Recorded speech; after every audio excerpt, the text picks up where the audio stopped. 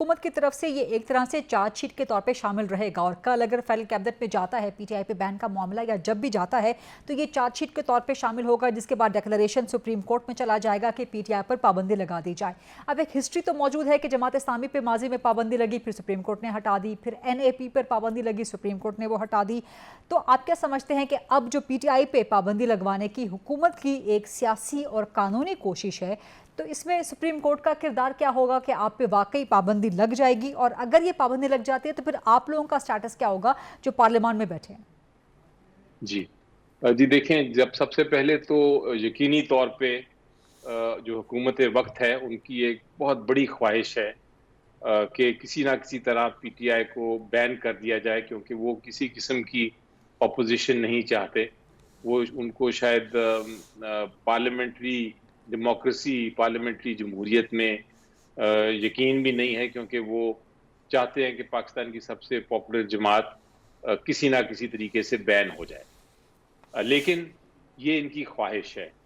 कानून में, आइन में और हकीकत में इसकी कोई गुंजाइश नहीं है कि पीटीआई बैन हो जाए। हाँ, वो कैबिनेट में ज़रूर फैसला कर सकते हैं। वो उनका राइट है। गलत फैसले वो करते रहते हैं और ये भी एक गलत फैसला कर सकते हैं कि हम पीटीआई को बैन करना चाहते हैं। लेकिन जो कानून है वो ये कहता है कि इसके लिए आपको आपके पास पहली बात तो ये जवाज़ होना चाहिए कि आपके जिस जिस पार्टी को आप बैन कर रहे हैं, वो एक टेररिस्ट ऑर्गेनाइज़ेशन है, या वो किसी गैर मुल्क का दुश्मन मुल्क के साथ मिलके वो टेररिस्ट एक्टिविटी कर रही है, दहशतगर्दी कर रही है, ठीक। और उसका आपके पास सबूत होना चाहिए, सिर्फ इल्ज़ाम नहीं, ठीक। बल्कि सबूत।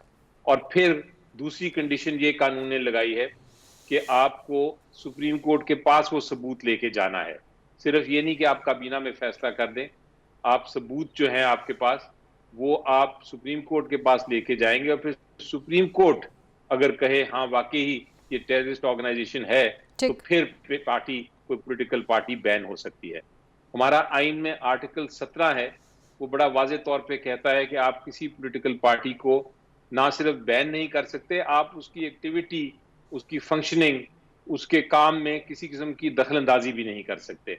और जिस तरह आपने बड़ा दुरुस्त फरमाया, आप माशाल्लाह आपको बड़ा जायज़ा है हमारी कानूनी तारीख पे कि पहले 1967 में बैन करने की कोशिश की गई जमात इस्लामी को, फिर नैप को बैन करने की कोशिश की गई और बहुत पॉलिटिकल पार्टीज़ को बैन करने की कोशिश की गई। जी। लेकिन सुप्रीम कोर्ट ऑफ पाकिस्तान ने कहा कि वो आर्टिकल 17 की खिलाफ वर्जी होगी, हम बैन किसी सूरत में नहीं मानेंगे जब तक कि टेररिज्म की शहादत ना हो। जी। उसके बाद जब 2017 का कानून आया तो सारी पॉलिटिकल पार्टीज बैठी और उन्होंने कहा कि ये ना हो कि कल को कोई ऐसी आ जाए हुकूमत जो चाहती है कि पॉलिटिकल पार्टी ऑपोजिशन की बैन कर दें, तो हम इलेक्शन एक्ट में भी साफ लिख देंगे कि जनाब ये सिर्फ और सिर्फ टेररिस्ट एक्टिविटी पे बैन हो सकता है और सिर्फ तब होगा बैन जब सुप्रीम कोर्ट ऑफ पाकिस्तान उसको इंडिपेंडेंटली आज़ाद तरीके से, एक इम्पार्शियल तरीके से देखे, कहे हाँ वाकई ये टेररिस्ट ऑर्गेनाइजेशन है। जी। तो ये बड़ा लिमिटेड स्कोप है,